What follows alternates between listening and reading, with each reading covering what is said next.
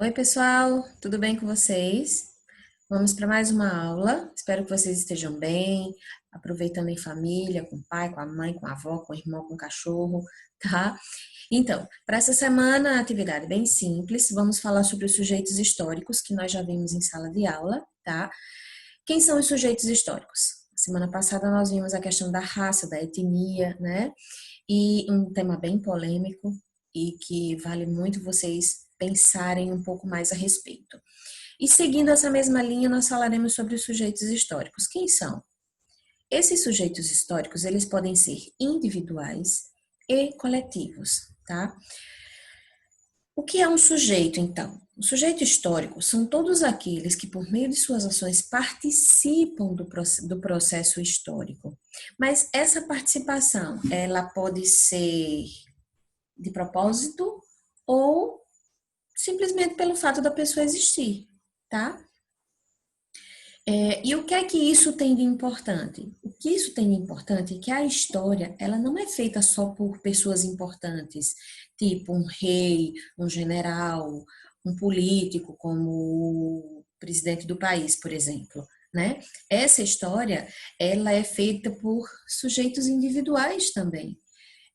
Lembram que na aula passada eu disse para vocês que se você, sua família, seus amigos não tivessem história, como nós iríamos construir a história coletiva, né?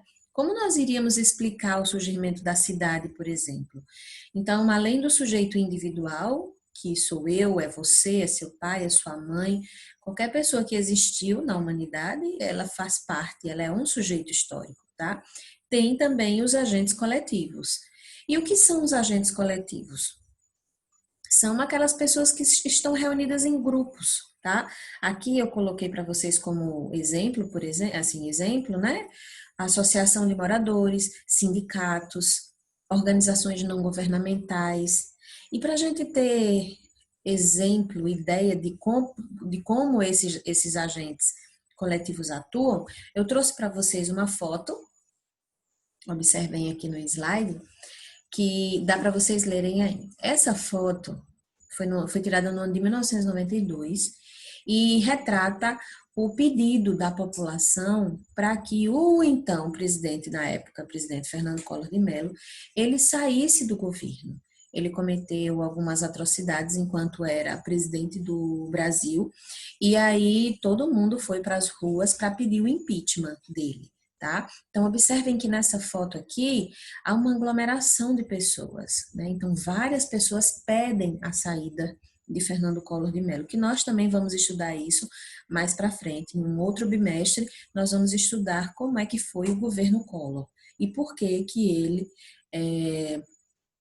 sofreu impeachment, tá bom? Mas aqui, essa foto é para ilustrar os agentes coletivos. Então, essas pessoas fizeram história, não só individualmente, mas também coletivamente, tá bom? Então, é só para vocês terem noção do que são os sujeitos individuais e do que são os sujeitos coletivos, tá bom? E para a atividade, é exatamente isso que eu quero que vocês respondam. O que são os sujeitos individuais e o que são, aliás, quem são, desculpem, quem são os sujeitos individuais da história e quem são os sujeitos coletivos, que está aí no resumo e tem também uma foto ilustrando, dando um exemplo, tá bom? Divirtam-se, estudem e até a próxima aula.